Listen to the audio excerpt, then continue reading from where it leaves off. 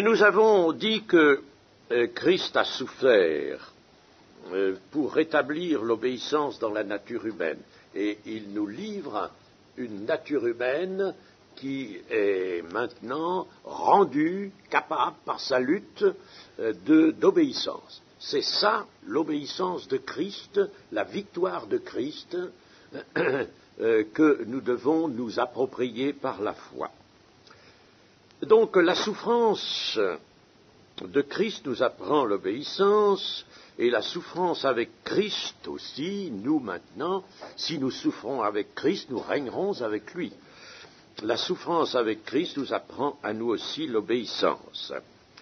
Il faut à chaque chrétien un esprit d'obéissance. Chers amis, l'obéissance n'est pas seulement quelque chose de, si vous voulez, uniquement de l'action, qui tient de l'action. C'est naturellement, l'obéissance est dans l'action. Mais au-dessus de l'action, il faut un esprit d'obéissance. Si l'on n'a pas un esprit d'obéissance, ça ne marchera pas. Alors, cet esprit d'obéissance, qui va se traduire par une obéissance effective dans le comportement, dans la conduite, cet esprit d'obéissance va nous aussi nous procurer une élévation.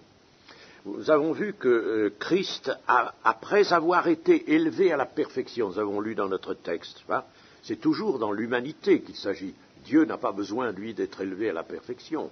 La divinité de Jésus n'avait pas besoin, mais l'humanité qu'il a prise avait besoin d'être élevée à la perfection. Alors, Ésaïe le disait déjà. Il montera, il s'élèvera bien haut. Donc, il est élevé à la perfection. Et le chrétien, lui aussi, va être élevé à la perfection. Il est dit que celui qui s'abaisse, celui qui reste dans l'humilité, sera élevé. Celui qui s'abaisse sera élevé. C'est toujours dans le paradoxe de l'Écriture. L'Écriture présente des paradoxes.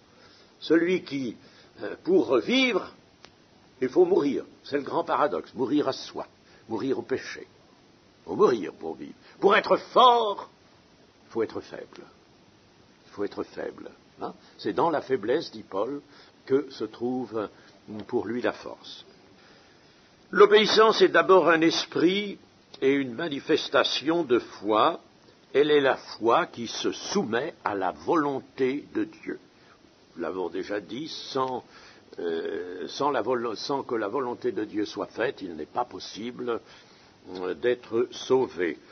Qui est mon frère, qui est ma sœur? Celui qui accomplit la volonté de mon Père qui est dans les cieux.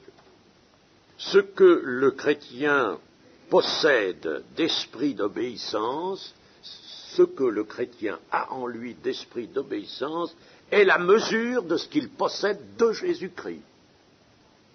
Que personne ne dise, moi je tiens de Jésus-Christ si je ne suis pas dans l'obéissance. Tu tiens rien du tout. Si tu as l'esprit d'obéissance, plus tu as l'esprit d'obéissance, plus tu as de Jésus-Christ. Ce que le chrétien possède d'esprit d'obéissance, c'est la mesure de ce qu'il possède de Jésus-Christ. Alors, nous avons encore, dans le chapitre 5, les versets 11 à 14 que nous allons lire. Chapitre 5, versets 11 à 14. Nous avons beaucoup à dire là-dessus et des choses difficiles à expliquer parce que vous êtes devenus lents à comprendre. Vous, en effet, qui depuis longtemps devriez être des maîtres, vous avez encore besoin qu'on vous enseigne les premiers rudiments des oracles de Dieu. Vous en êtes venus à avoir besoin de lait et non d'une nourriture solide. Or, quiconque en est au lait n'a pas l'expérience de la parole de justice, car il est un enfant. Mais la nourriture solide est pour les hommes faite, pour ceux dont le jugement est exercé par l'usage, à discerner ce qui est bien de ce qui est mal. Pour faire la volonté de Dieu, il faut disposer de ce bon discernement, de ce qui est bien et de ce qui est mal. Voyons un peu ce passage. Notre épître nous a prévenus du danger de négliger un si grand salut. elle nous a mis en garde contre l'incrédulité et l'endurcissement des cœurs qui peuvent nous gagner. Maintenant, par ces 4 versets, elle nous avertit d'un 3e danger qui est celui de la paresse spirituelle, qui est comparable, si vous voulez, à une paresse intellectuelle des enfants dans les classes.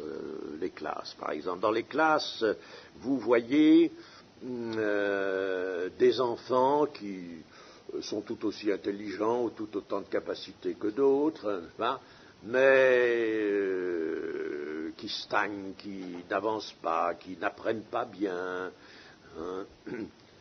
Pourquoi cela? Parce qu'ils sont paresseux d'esprit. Ils sont paresseux, se donnent pas la peine. Pour les choses humaines, les connaissances humaines, il faut se donner la peine. Eh bien, c'est une comparaison. Il y a dans le domaine spirituel et vis-à-vis de la parole de Dieu une paresse spirituelle que Paul dénonce. Soyez fervents d'esprit et non pas paresseux d'esprit. Il y a une paresse spirituelle qui nous retient dans une sorte d'enfance. Ça aussi, c'est une comparaison, mais dans une sorte d'enfance, nous dit notre passage. Et cela nous rend incapables d'entrer profondément dans toutes les voies de Dieu. Une paresse d'esprit. Avant tout, la connaissance est quelque chose de spirituel. Il faut que ce soit notre esprit qui reçoive de Dieu. L'esprit du Seigneur est dans notre esprit. Il n'est pas dans notre foie, dans notre estomac, n'est-ce pas? Non, il n'est pas dans la partie charnelle de notre être, il est dans notre esprit. La suite de l'épître va nous conduire dans un enseignement difficile à bien exposer. Il y a des choses difficiles à expliquer, dit notre texte. C'est vrai. Alors, nous allons être conduits dans cet enseignement difficile à exposer et qui pourrait ne pas être compris faute d'assez de ferveur, d'attention spirituelle et de maturité spirituelle. Si on reste un enfant, n'est-ce pas, il faut qu'on reçoive du lait. On ne peut pas recevoir de la nourriture des adultes, la nourriture forte. Et il ne faut pas que nous en restions au rudiment des oracles de Dieu, pour reprendre encore une expression de l'épître. En rester au rudiment des oracles de Dieu. Il faut pouvoir pénétrer plus avant dans la révélation qu'apporte l'Écriture et que l'Esprit éclaire pour nous. Il va s'agir principalement du sacerdoce de Jésus-Christ. C'est ça la grande question qui va être présentée par l'Épître. Du sacerdoce de Jésus-Christ, comprenant une phase terrestre et une phase céleste. Nous avons déjà touché un peu cela, n'est-ce pas? Jésus, il meurt sur la croix. Ça s'est fait, c'est historique. Il y a un certain moment de l'histoire où ça s'est fait. C'est historique, ça s'est passé sur la terre, à Golgotha, là-bas. C'est là qu'il est mort. Bon, ça c'est une phase terrestre. Il est mort dans son corps. L'Épître va bien souligner, je le disais tout à l'heure, que c'est par l'offrande de son corps que nous sommes sauvés. Donc, il y a le corps, il y a un endroit précis, il y a un point historique, un moment historique. Enfin, tout ça, c'est bien terrestre. Donc, il y a une phase terrestre. Et puis, il y a une phase céleste. Il faut que nous sachions nous transporter de cette phase terrestre à la phase céleste. Pour bien comprendre et pour faire son profit de la révélation du mystère de Christ. Le mystère de Christ n'est pas dans notre épître, mais c'est Paul qui l'emploie surtout. Mais enfin, ça ne fait rien. C'est le mystère de Christ.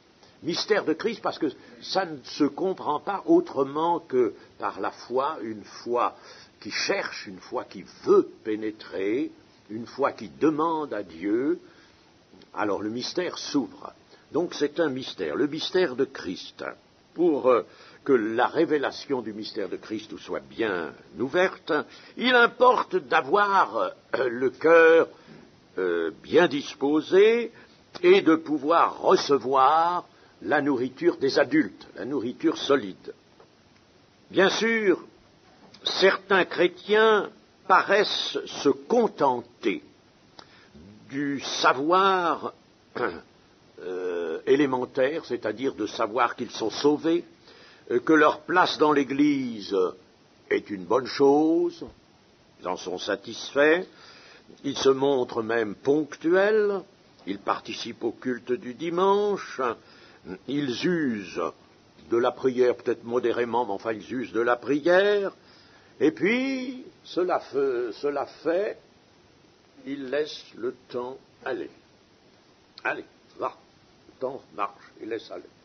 Moi, dira l'un, je suis fille de roi. C'est beau de dire ça, je suis fille de roi. Oui. Est-ce que tu es vraiment ce que Dieu veut dans l'attention à son enseignement? Est-ce que tu reçois la nourriture que Dieu te destine? Ça vaut mieux, n'est-ce pas, que de proclamer que tu es fille de roi, parce que ça, fille ou fils de roi, bon, tu l'es, c'est Dieu qui l'a dit, mais c'est pas pour que tu ailles l'afficher partout, n'est-ce pas? Bon, ça doit se voir, pas la peine de le dire. Mais ce qu'il faut, c'est pouvoir accepter la nourriture que Dieu nous destine.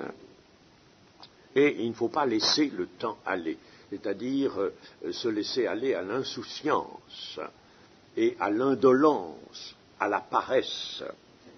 Dans une telle position, le risque d'une rétrogradation n'est pas du tout exclu. Et en tout cas, il y a le risque d'un affaiblissement de la foi, et ce risque est certain. Un corps mal nourri s'anémie. Donc un esprit mal nourri, lui aussi, s'anémie. Dans la vie chrétienne, il y a donc un état d'enfance et un état de maturité.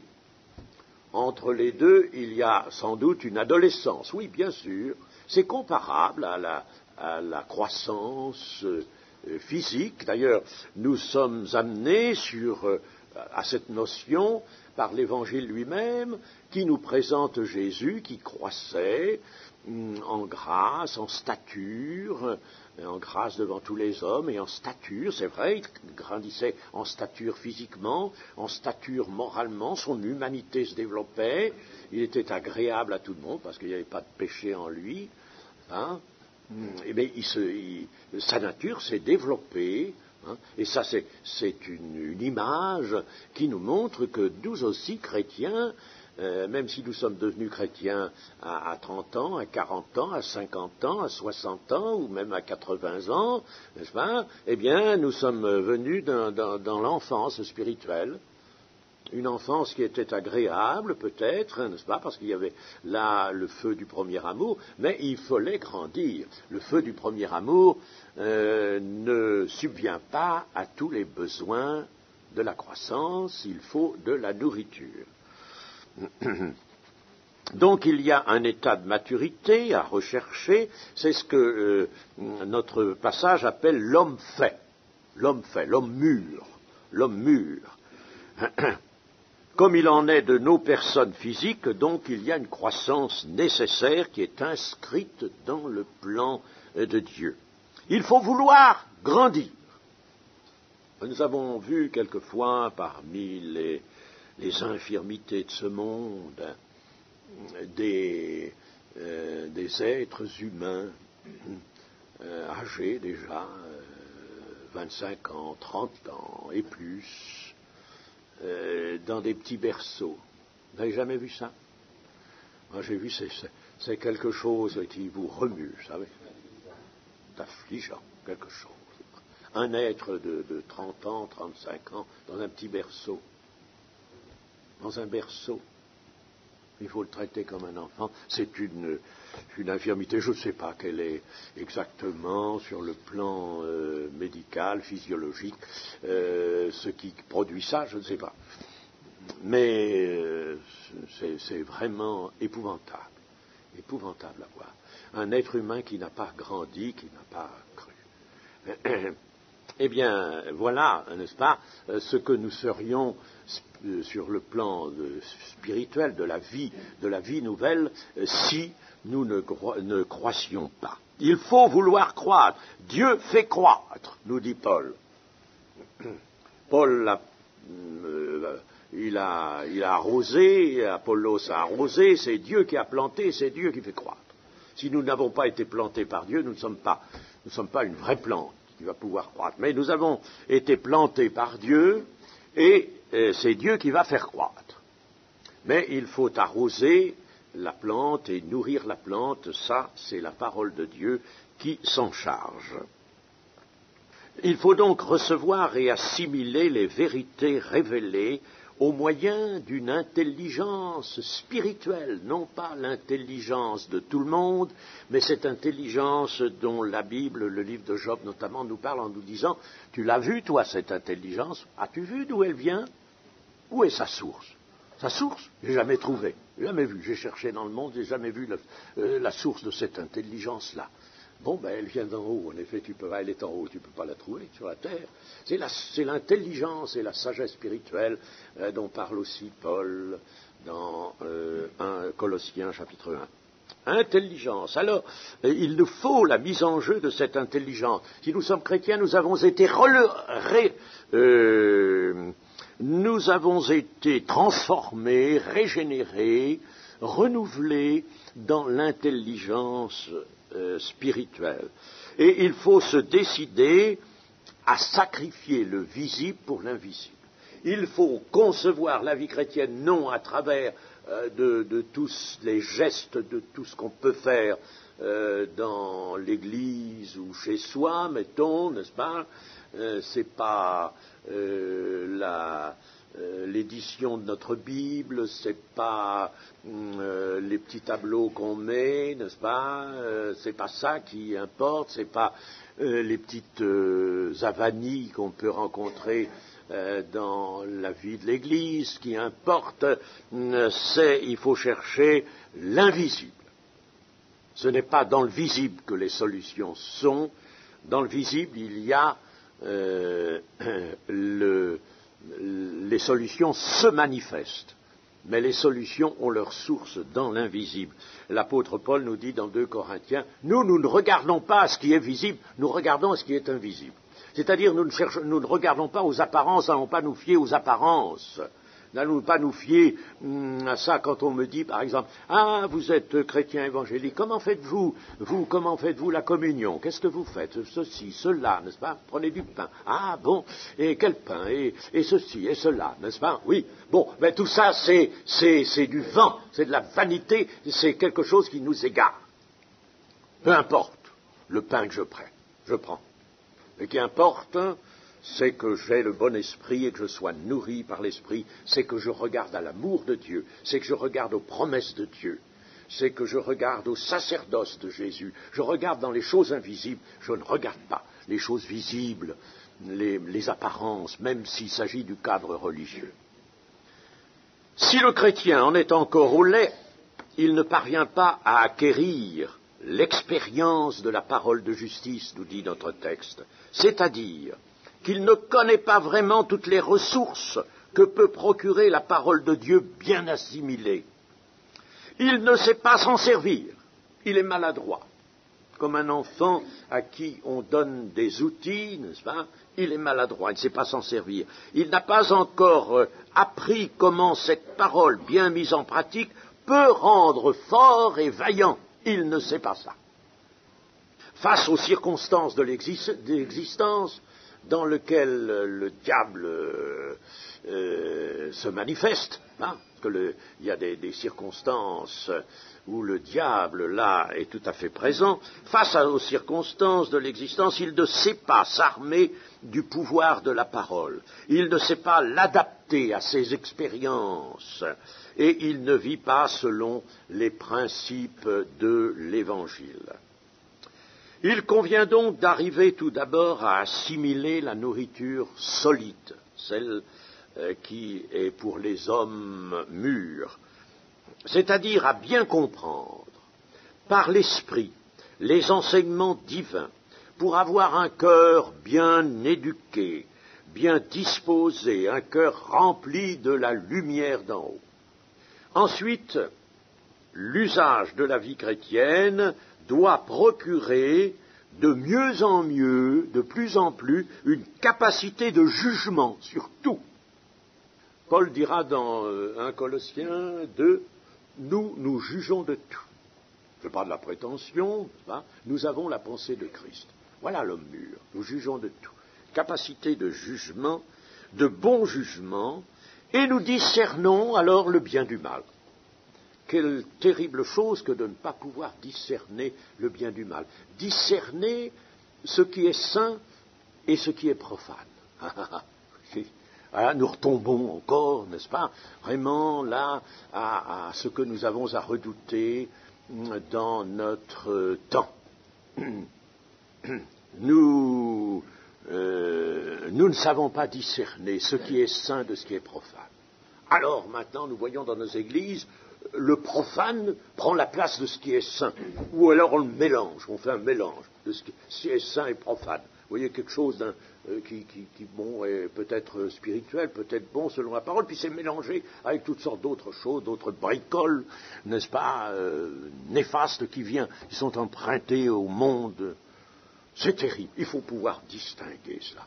Et naturellement, quand on distingue le bien du mal, c'est-à-dire ce qui est saint de ce qui est profane, ce qui est pur de ce qui est impur, ce qui est de la volonté de Dieu de ce qui ne l'est pas, si on sait faire cette distinction, on va agir pour ne s'attacher qu'à ce qui est saint, qu'à ce qui est pur, et qu'à ce qui est vraiment de la volonté de Dieu.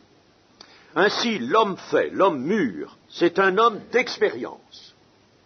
Et Dieu veut que, dans le cours de notre vie chrétienne, nous acquérions de l'expérience. C'est un homme qui a appris à vivre chrétiennement, c'est-à-dire selon l'Évangile bien assimilé, et qui ne fait rien d'autre que cela. Il sait élaguer toutes sortes de choses. Et on lui présente de la musique, par exemple, il sait quelle est la musique qui va honorer Dieu, qui va plaire à Dieu, qui va être un encens agréable pour Dieu, de la musique qui exprime la chute du monde, qui exprime le monde dans ce qu'il a de plus vil. Il va savoir distinguer. Et il va pas nous faire des histoires en nous disant « Oh, vous savez, dans les chants de victoire, il y a des airs qui autrefois étaient populaires aussi, et on les a bien pris, etc. Alors maintenant, on peut prendre aussi des airs populaires, etc. » Qu'est-ce que c'est que ce charabia-là? Où c'est que vous avez vu ça dans la parole de Dieu? Vous avez vu des choses comme ça? C'est un défaut de distinction, de séparation entre ce qui est saint et ce qui est profane. On m'a tenu ce langage, et je l'ai vu et par écrit aussi, ça m'irrite ça. Bon. Oh, on me dit, oui, on peut prendre des airs, maintenant il faut être de son temps, on prend les airs de son temps, comme autrefois, prenez les airs de son temps. Autrefois, et on a pu peut-être à certains égards manquer aussi de discernement, mais enfin, malgré tout, on a composé, c'est Sayen surtout qui a composé le registre des ailes de la foi. Et il y a tout de même là de beaux chants, de chants qui expriment quelque chose, qui disent quelque chose. Et il y a des airs qui conviennent. Chose extraordinaire. Nous avons, chez les protestants, ils viennent de changer maintenant encore de livre de cantiques, mais ils avaient précédemment un livre de cantiques qui s'intitulait « Nos cœurs te chantent ». Je l'ai, ce livre, et il me plaît. Il me plaît. Nos cœurs te chantent. Vous avez des airs simples, des paroles droites. Et pourtant, c'est pas que je vous propose le protestantisme, un exemple. Bon. Mais enfin, là, il faut bien dire que là, il nous donne une leçon. Il nous donne une leçon. Nos cœurs te chantent. Vous pouvez ouvrir ça. Hein. Ah, évidemment, c'est pas des airs rythmés, ce sont des airs simples, des airs qui conviennent. Il a été bien fait, ce machin-là, a été fait dans un bon esprit. Hein. Bon, mais si l'on ne sait pas, n'est-ce pas, distinguer la musique qui va pouvoir porter vraiment l'expression de la foi ou de la parole de Dieu, de celle qui sort des bas-fonds, n'est-ce pas, de ces vedettes à grand succès, hommes ou femmes, n'est-ce pas, et qui sont des horreurs, hein. Si on ne sait pas distinguer, alors, on ne peut pas dire qu'on est un homme fait. On ne peut pas dire. Un homme fait, c'est distinguer. Il sait, il n'a pas besoin de ces explications, de ces justifications qu'on se donne, vous comprenez, il faut être pratique aujourd'hui, ceci, cela. Faux, c'est affreux. Alors là, n'est-ce pas, que ce soit dans la musique ou que ce soit pour autre chose, il faut ce discernement. Si l'on n'a pas le discernement, eh bien, on ne peut pas dire que l'on est parmi les hommes mûrs, les hommes faits, les hommes d'expérience qui ont l'expérience de la parole de justice. C'est pas vrai. On montre qu'on ne l'a pas, si l'on n'a pas le discernement. Autrefois, il était demandé aux prophètes. Dieu l'a demandé à Jérémie, Dieu l'a demandé à Ézéchiel. Il faut que tu apprennes au peuple à distinguer ce qui est pur de ce qui est impur, ce qui est saint de ce qui est profane. Il faut que tu apprennes cela au peuple, tu le saches toi et que tu l'apprennes au peuple. Voilà ce que nos ministères doivent faire dans l'Église aujourd'hui.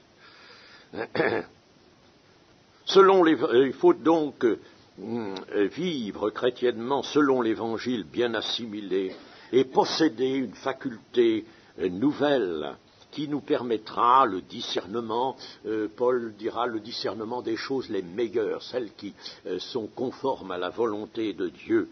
Et ce discernement, un homme mûr l'exerce fidèlement. Et nous avons tous besoin d'exercer cela fidèlement. Et je terminerai ce matin en rappelant cette parole de Paul. Qui connaît la pensée du Seigneur? Qui la connaît? Dites-moi, qui la connaît? Il pose la question. Qui peut lui donner des conseils? Mais nous avons la pensée de Christ. Nous avons la pensée de Christ. Alors, vous savez, c'est sérieux de dire ça. Hein? Et si on ne peut pas le dire, si on se laisse surprendre par toutes sortes de la séduction de toutes sortes de considérations purement humaines et purement contingentes, si on cherche, n'est-ce pas, à se justifier d'après le monde, d'après ce qui se fait, il faut être de son temps, il faut épouser son temps, j'ai lu ça, j'ai entendu ça, il faut épouser son temps, quelle horreur! Quelle horreur! Alors là, on peut dire foin du discernement du bien et du mal, foin du discernement des choses les meilleures. Et pourtant, c'est ce qu'il faut. C'est ce qu'il faut. Nous ne pourrons jamais faire la volonté de Dieu si nous n'usons pas de cet excellent discernement. Que Dieu nous en donne d'abord intérieurement la conviction et qu'avec cette conviction, nous puissions exercer vraiment le discernement et toujours considérer à travers ce discernement ce qu'on nous dit, ce qu'on nous propose. Hein, réfléchissons, discernons. Si ça n'est pas bon, rejetons. Rejetons catégoriquement.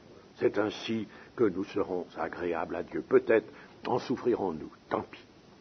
Nous sommes là pour souffrir aussi. Que le Seigneur soit béni. Alors, nous arrêtons et cet après-midi, nous reprendrons tout de suite au chapitre 6.